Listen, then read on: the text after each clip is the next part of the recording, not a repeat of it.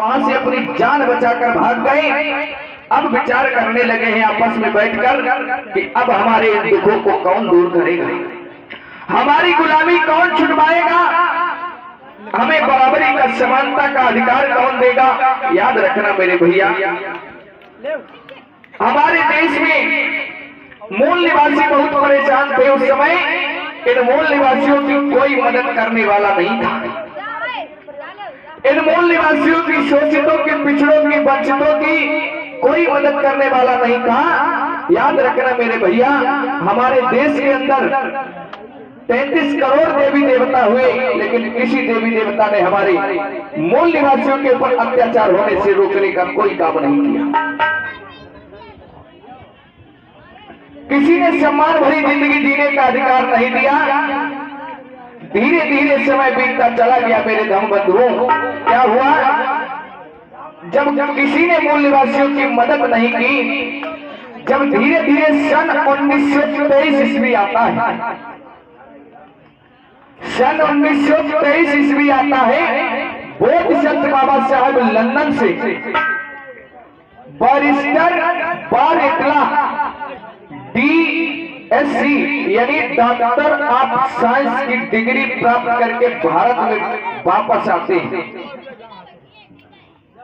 ध्यान से सुनना मेरे धर्म बंधुओं, जब 1923 ईस्वी आती है तो बोध संत बाबा साहब लंदन से बैरिस्टर यानी बार इतला DSc यानी डॉक्टर ऑफ साइंस की जब डिग्री लेकर भारत में वापस आते हैं, तो बोध संत बाबा साहब जब लंदन से पढ़ाई करके आए तो हमारे देश में सूरज की समान चमक जाते हैं। देश के मूल निवासियों को भरोसा हो जाता है कि अब हमें अधिकार दिलाने के लिए बाबा साहब आ गए हैं, बाबा साहब ही हमारे उद्धार करेंगे। इसके सिवा हमारे समाज को कोई सहारा देने वाला नहीं था। लोगों के ऊपर अत्याचार होते थे लेकिन कोई मदद के लिए आगे नहीं आता था। जब उन महाद के लोग आपस में इकट्ठे हुए हैं मेरे भैया, आपस में इकट्ठे होकर विचार करने लगे हैं कि अब हमें बाबा साहब से मदद मांगनी चाहिए, वो आएंगे और हमारे दुखों को दूर करें। आज उन लोगों ने क्या किया मेरे भैया, महाद गांव के लोगों ने बाबा साहब के लिए चिट्ठी लिखी है मेरे भैया, और उसमें क्या लिखा है,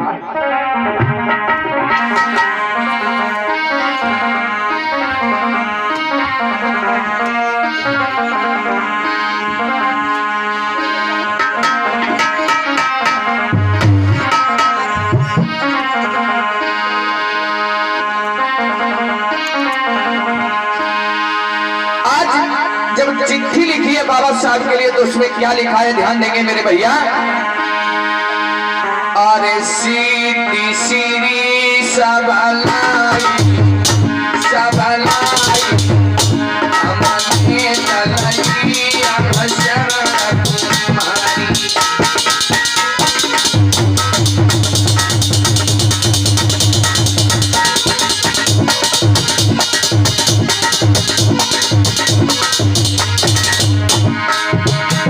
बाबा साहब के लिए चिट्ठी लिख रहे हैं। जब पढ़ लिख कर वापस आई तो समाज के हर व्यक्ति की नजर बाबा साहब के ऊपर टिकी। अरे सीधी सीधी सबलाई सबलाई हमने तलाई अक्षर तुम्हारी।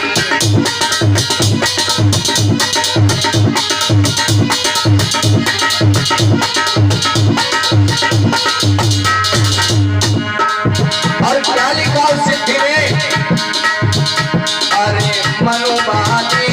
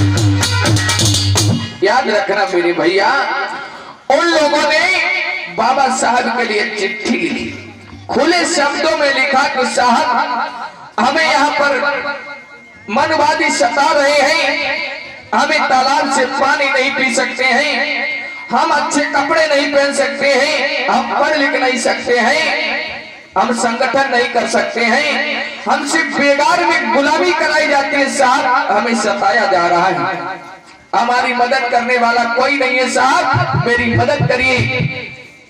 आज क्या हुआ मेरे भैया, ये चिट्ठी लिखकर बाबा साहब के पास भेज दी जाती है। याद रखना मेरे भैया, इधर क्या होता है मेरे धम बंधुओं, वो चिट्ठी बाबा साहब के पास पहुंची, बाबा साहब ने जब उस चिट्ठी को पढ़ा तो क्या हुआ मेरे भैया,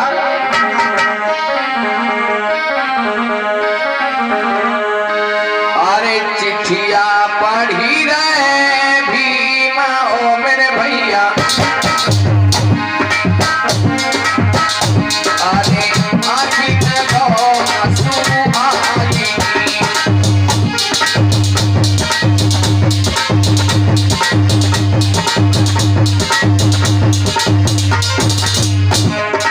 जब हमारे मूल निवासियों ने बाबा साहब के लिए चिट्ठी लिखी तो बाबा साहब ने उस चिट्ठी को पढ़ा तो आपको प्यार आंसू आ गए। अरे चिट्ठिया पढ़ी रहे भीमा सोई आँखी का आंसू गए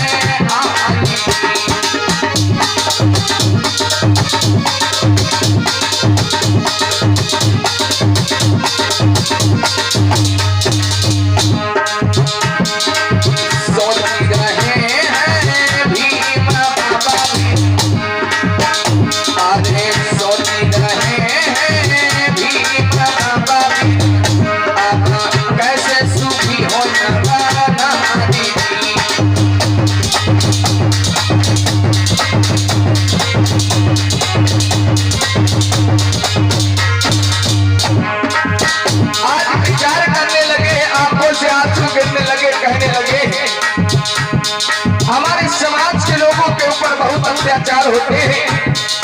बाबा साहब ने उन मूल निवासियों के लिए क्या लिखा, अरे चिंता तो मामा की कारी हो मेरे भैया। बाबा साहब अपने पास से जवाब लिखकर भेजते हैं, अरे चिंता तो मामा का कारी हो मेरे भैया, जल्दी तो नहीं है आई।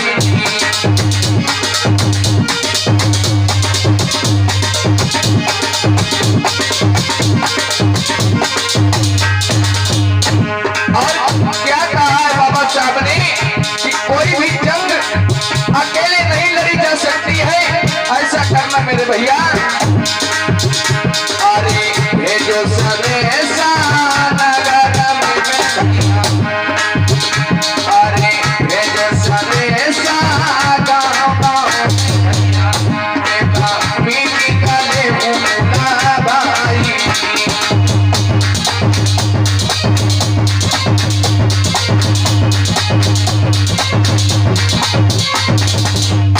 याद रखना मेरे भैया, जब बाबा साहब को पत्र मिला है तो इन्होंने अपने पास में जवाब लिखकर भेज दिया। कहने लगे हैं कि आप लोग चिंता न करिए, मैं आपके यहाँ जरूर आऊंगा, लेकिन आप एक काम करिए, गांव गांव में सूचना भेजवा दीजिए, एक मीटिंग की तैयारी करिए जिसमें सभी दलित शोषित अल्पसंख्यकों को इकट्ठा करिए और हम अपने अधिकारों की लड़ाई मिलकर लड़ेंगे। याद रखना मेरे भैया, इधर उन लोगों को पत्र भेज दिया गया, इधर धीरे धीरे समय बीतने लगा। धीरे धीरे जब समय बीतने लगा तो धीरे धीरे क्या होता है मेरे भैया, जो दिन रखा गया मीटिंग का वो समय आ जाता है। इधर क्या होता है, बाबा साहब जाने की तैयारी करते हैं तो मैया रामा घर में बैठी, कुर्सी डाल दो भैया।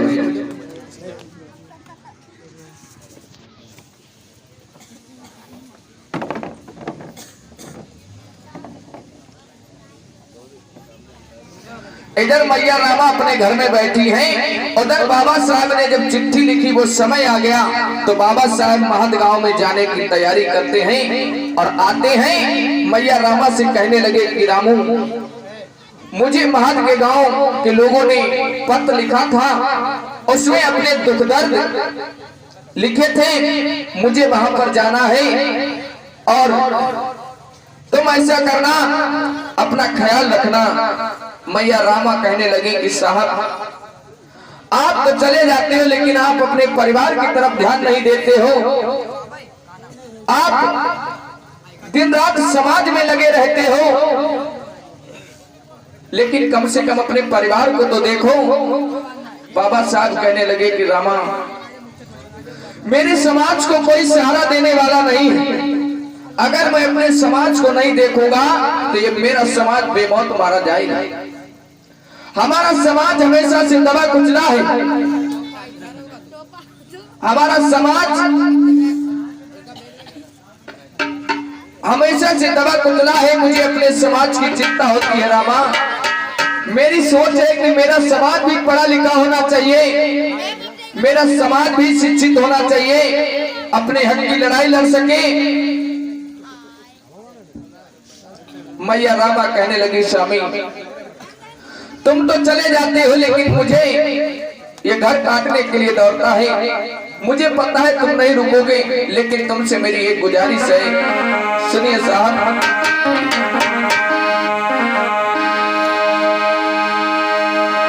कि हमें छोड़ मत जाइयो, अकेलो करी के हमें छोड़ मत जाइयो, अकेलो करी के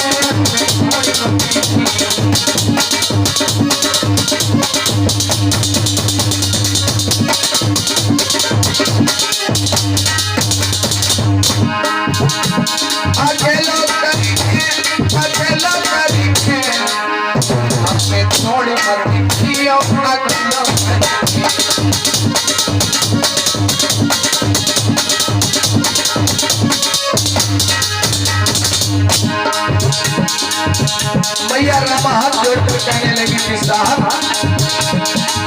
तुम मेरे नाथ सर्व सुख देवा,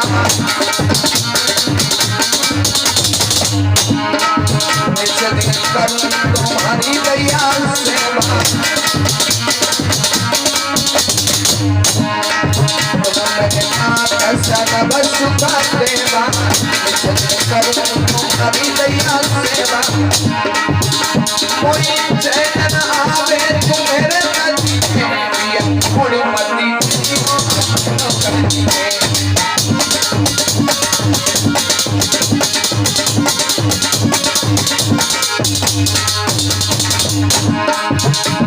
अकेला करी अकेला करी थोड़ी मती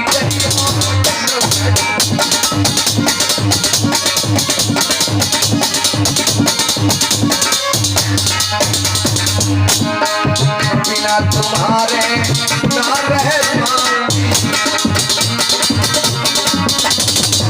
साथ जब तुम घर से चले जाते हो तो ये घर हमें काटने के लिए दौड़ता है। बिना तुम्हारे ना रहे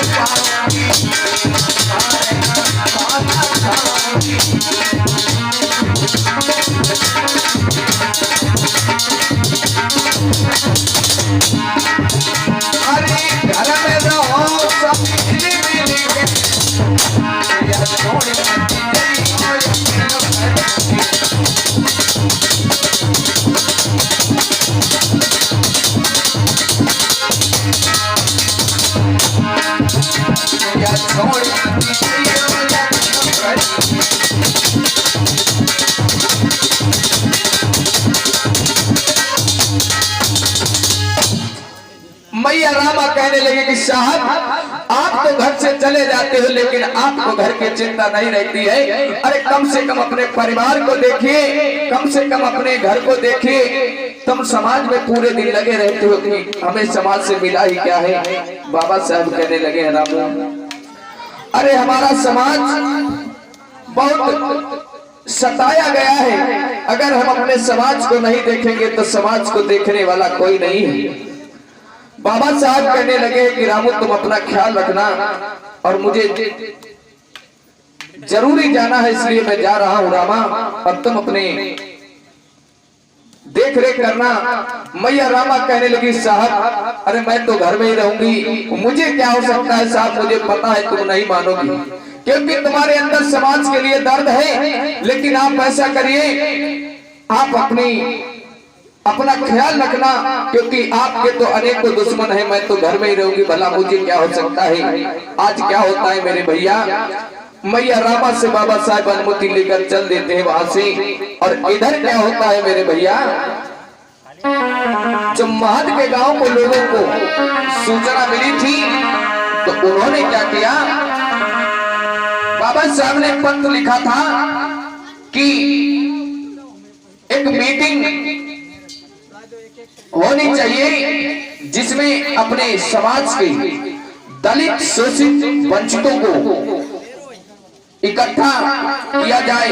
तो महद के लोगों को जब सूचना मिली तो उन्होंने क्या किया मेरे भैया,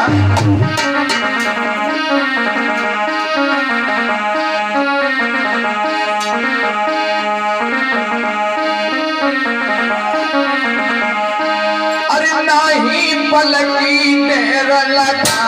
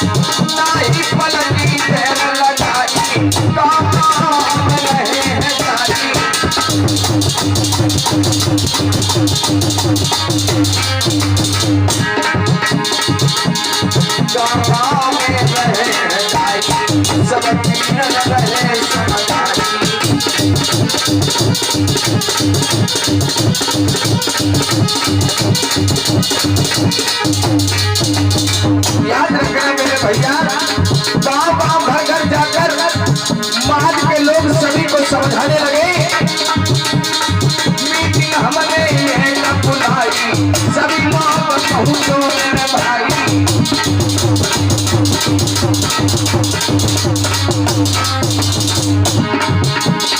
गांव में समझाई, मीटिंग की जब करी तैयारी,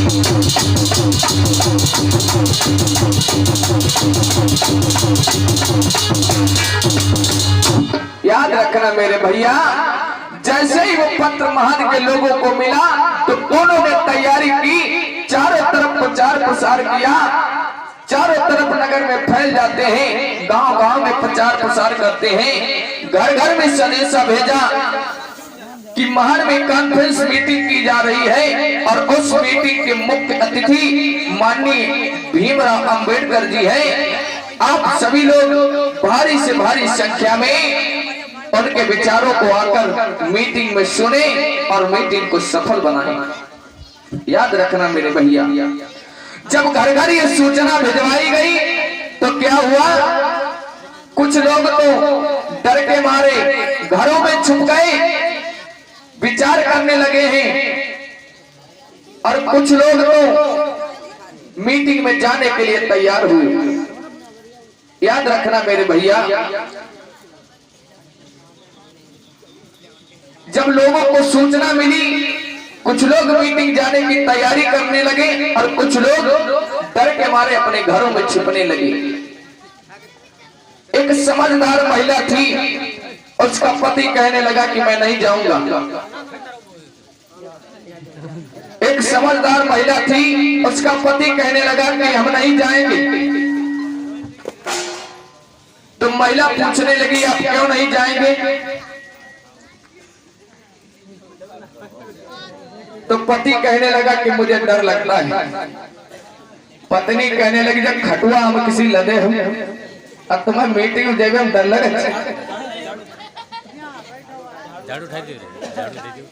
ये शरीर तुम्हारा इतना है कि किसी दिन काम आएगा है?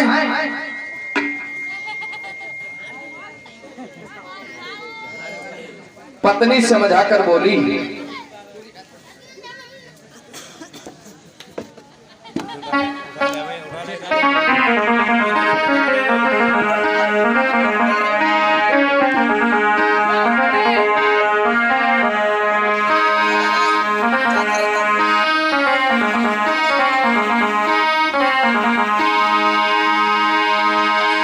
पत्नी समझाकर बोली दिन भर घर में पड़े रहते हो, खटुआ में किसी लगे हो, और जब अपने हक अधिकारों की बात आई तो कह रहे हो नहीं जाऊं।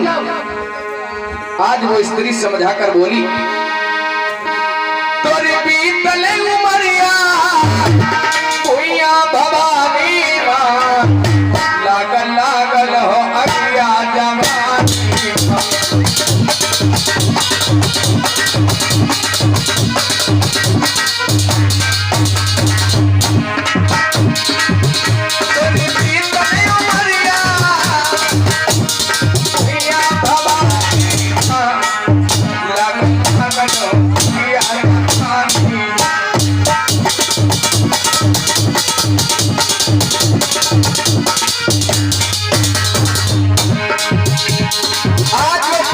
समझाकर कहने लगी सुनो,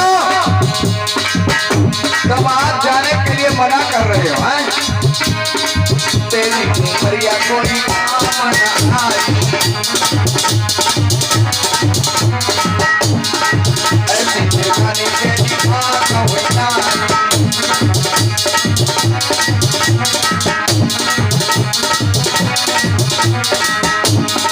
तेरी उमरिया कोई काम न आई,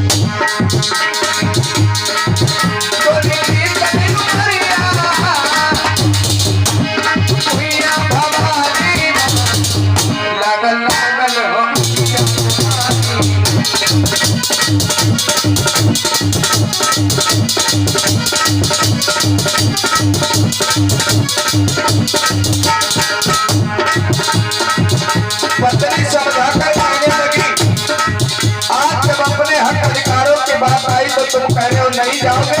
अब खाने के बेला ये रोटी 10-10 जो जरा भर लेता हूँ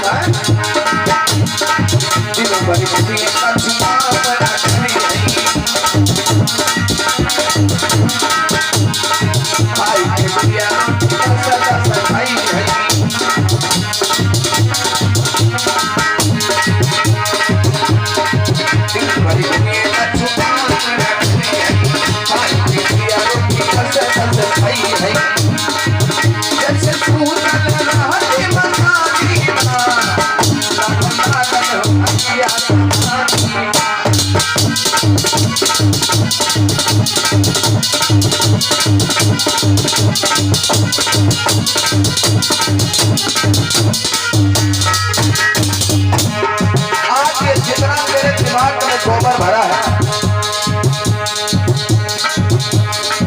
आज मैं जितना गोबर निकाल नहीं दूंगी तब तक नहीं छोड़ूंगी। बोली सारी नदियां तो भूलनाई,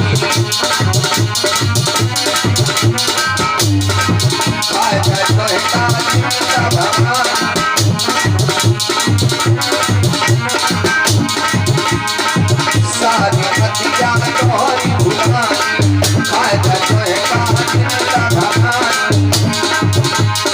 आग लगे तेरे लगन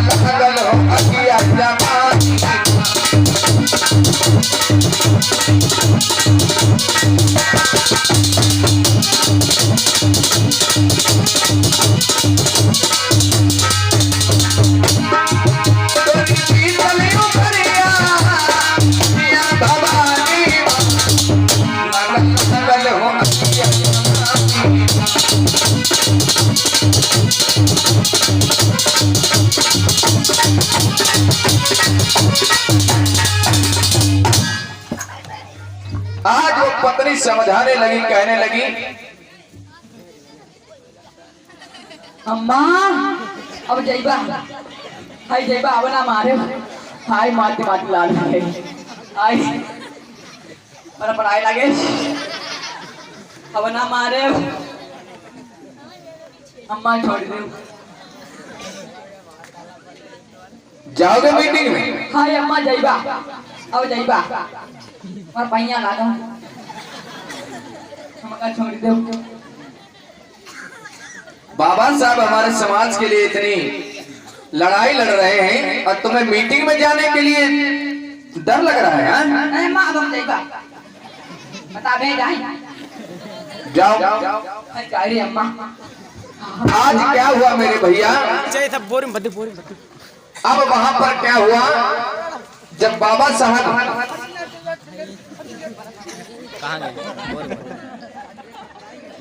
अपने घर से चले, जब लोगों को सूचना मिली तो काफी संख्या में लोग वहां पर मीटिंग को सुनने के लिए इकट्ठा होने लगे। बड़ी भारी संख्या में लोग तैयार हुए चलने के लिए। ध्यान देना मेरे भैया,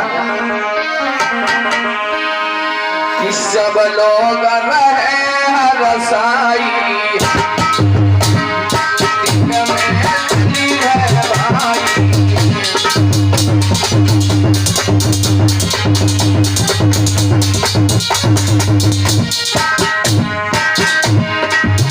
सब लोग रहे रसाई, चली है भाई।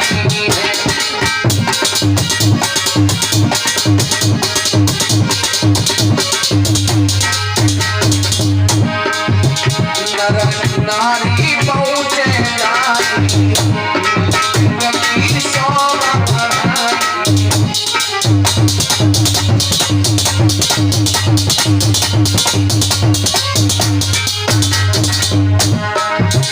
चली है सब लोग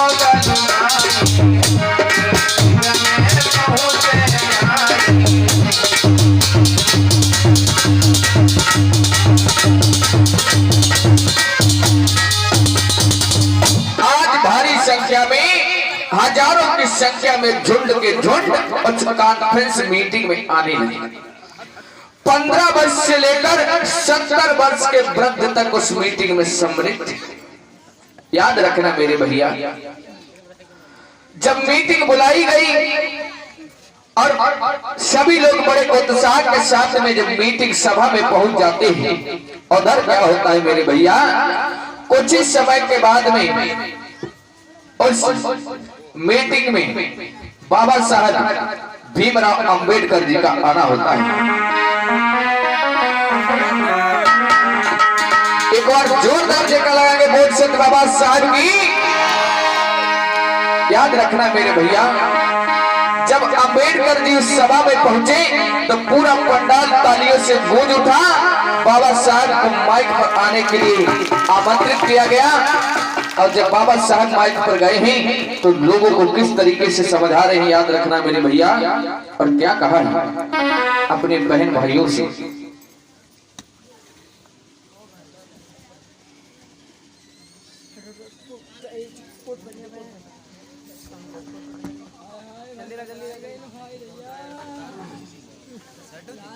हेलो, मैं अपनी बात रखना चाहता हूँ। माताओं, बहनों, भाइयों, दादा, बुजुर्ग लोगों, जब तुम सब एक मिलकर साथ में चलोगे, संघर्ष रहोगे, शिक्षा करोगे, ज्ञान प्राप्त करोगे, पढ़ाई लिखाई करोगे साथ में, तभी तो आगे बढ़ोगे। और हमारे साथ तुम सब लोग चलोगे तो लड़ाई लड़ोगे तो हम सब मिलकर तालाब का पानी पीने का अधिकार लेना चाहें। हम सब मिलकर साथ में मिलकर लड़ाई लड़ेंगे। हम अपने अपने हक की लड़ाई लड़ेंगे और मिलकर तालाब पर चलेंगे। देखते हैं कौन रोकता है हमें तुम्हें। आज देखिए अंबेडकर कहने लगे हैं कि हमें अपने अधिकारों की लड़ाई हम सबको मिलकर लड़नी होगी, क्योंकि जब तक हम आपस में संगठन नहीं करेंगे, अपनी बात को नहीं कहेंगे, तब तक हमें अधिकार नहीं मिलने वाली। और हमारे विचार ऐसे होने चाहिए, अटल होने चाहिए, दृढ़ होने चाहिए। और हम जो भी कहें, हमारी आवाज में शक्ति होनी चाहिए, हमारी आवाज में वजन होना चाहिए। और क्या बोले हैं साहब, अरे अब भी मर रहे समझ आई,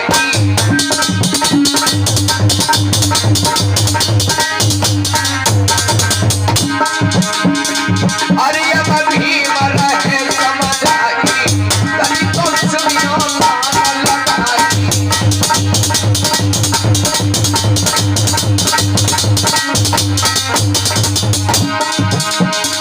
एकजुट हुई जाओ सब मेरे भाई, आगे भी हम लड़े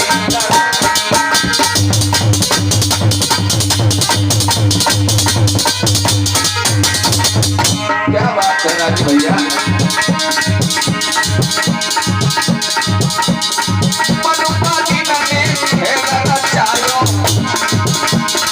भारी जाल में हमें फंसायो,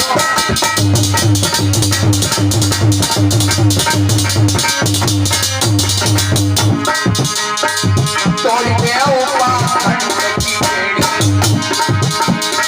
अब ले अपनी आंखें खोली।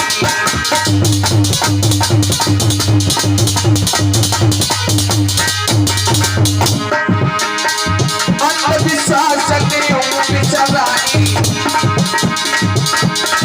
काहे पति गई बनाई।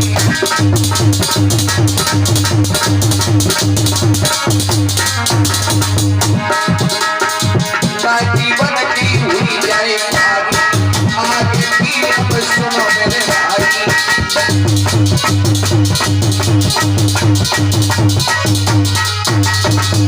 याद रखना मेरे भैया, आज बाबा साहब सभी मूल निवासियों को समझा रहे हैं कि भाइयों, कोई भी लड़ाई अकेले नहीं लड़ी जा सकती है, अकेले नहीं जीती जा सकती है। अपने अधिकारों की लड़ाई हमें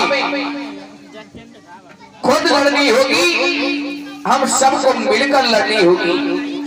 और ढोंग आडंबर में जब तक हम लोग फंसे रहेंगे, तब तक हमारा उद्धार होने वाला नहीं है। मनवाद की जड़ों ने हमें इतना मजबूती से पकड़ रखा है कि इन जड़ों को जब तक काट कर नहीं फेंकेगी, तब तक हमारा कुछ होने वाला नहीं है। हम सभी को संगठित होकर सफलता की ओर बढ़ना है, तभी हमें सफलता मिलेगी। याद रखना मेरे भैया, जब बाबा साहब ने मूल निवासियों को समझाया तो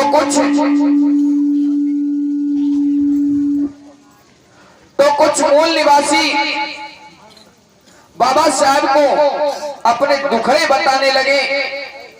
कुछ वृद्ध व्यक्ति आगे निकल कर आते हैं और बाबा साहब से कहते हैं कि हे साहब, हम क्या करें, इन ढोंगियों ने हमें इतना सताया, हमारे ऊपर अत्याचार किए, जुल्म किए। आज वृद्ध मानव समझाकर कहने लगा कि साहब, कि अरे मनुवादी हमें सताए थे, अरे बाबा सुनी ध्यान लगा, हमको भी हम पे करी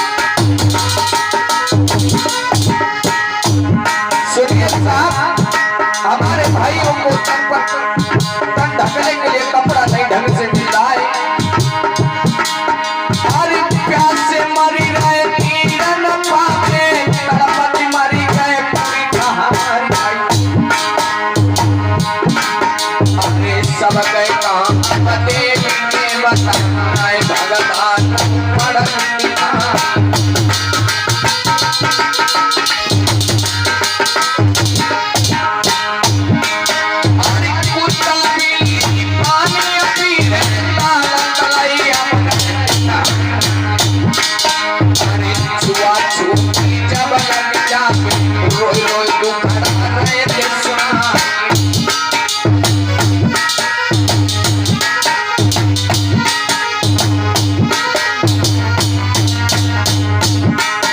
अरे रोई रोई दुखड़ा अपने कहने अपनी बीती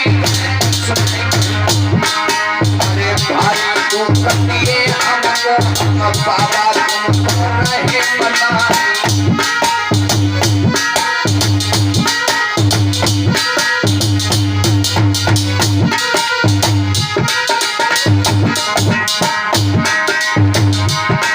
अरे सुनी के बात तब दलितन की बाबा साहब दुखी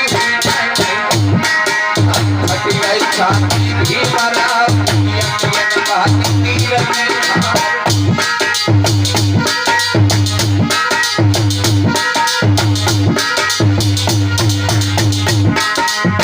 अपने टुकड़े जब मूल निवासियों ने सुनाई तो बाबा साहब कहने लगे भाइयों पीर में सुनियो लगा के कहानी हमें रखिए।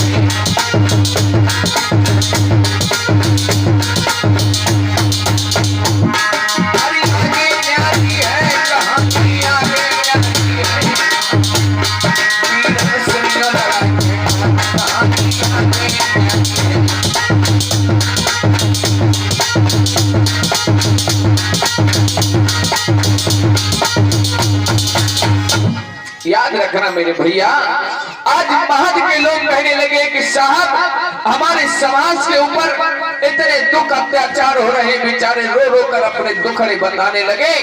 कभी हमारे समाज की यही दशा हुआ करती थी लोगों को।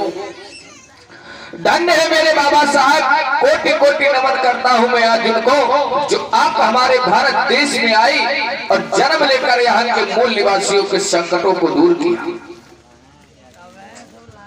मूल निवासियों को जीने का अधिकार दिया। याद रखना अगर हमारे लिए किसी ने कुछ किया है तो बाबा साहब ने किया है। हमारे दुख दर्दों को समझने वाला कोई नहीं था। याद रखना मेरे भैया, जब बाबा साहब ने उन मूल निवासियों की बातें सुनी और समझाकर कहने लगे मेरे भाइयों मैं तो तुमसे यही कहना चाहता हूं कि अपनी आंखें खोलो, अपनी बुद्धि के बल पर आगे बढ़ो। और क्या समझा कर बोले हैं बाबा साहब,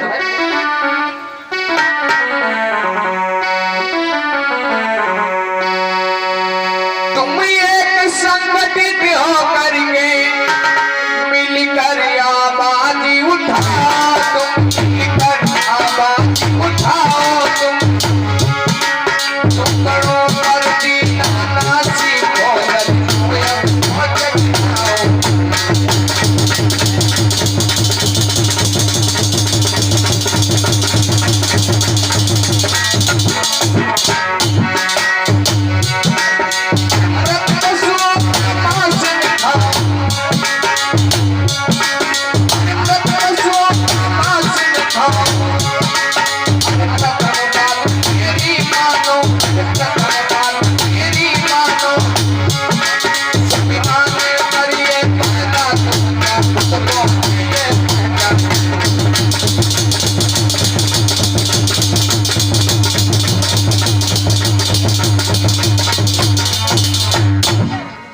बाबा साहब कहने लगे हैं कि एक संगठित होकर एक साथ में हमें अपनी आवाज को उठाना चाहिए। किसी के टुकड़ों पर जीने की जरूरत नहीं है। अपने आप खुद मेहनत करिए और अपने आप अपने परिवार की परवरिश करिए। जो हम गलत काम करते आए हैं आज से हमें उन्हें बंद करना होगा। अपने अंदर स्वाभिमान पैदा करिए। कोई छोटा बड़ा नहीं है, सब हम भाई भाई हैं। बाबा साहब मंच के माध्यम से सभी को समझा रहे हैं। कहने लगे हैं कि समय सबसे पहले शिक्षित होना बहुत जरूरी है और जब हम शिक्षित होंगे तो संगठित रहेंगे और जब संगठित रहेंगे तो संघर्ष करना हमें बहुत आसान होगा। याद रखना मेरे भाइयों, अपने अधिकारों की लड़ाई हमें खुद लड़नी होगी। आज क्या हुआ मेरे भैया, बाबा साहब कहने लगे कोई छोटा बड़ा नहीं है, सब भाई भाई हैं। आज जब सब लोगों को समझाया और क्या हुआ मेरे भैया, बाबा साहब ने कहा अगर हमें अपने अधिकारों की लड़ाई लड़नी है, अगर जिस किसी को हमारी बात ठीक लगे, जिस भाई को बहन को चावदार तालाब का पानी चाहिए वो हमारे साथ में आए। आज बाबा साहब आगे आगे चल देते हैं और पीछे से सभी लोग चलते हैं। क्या होता है मेरे भैया,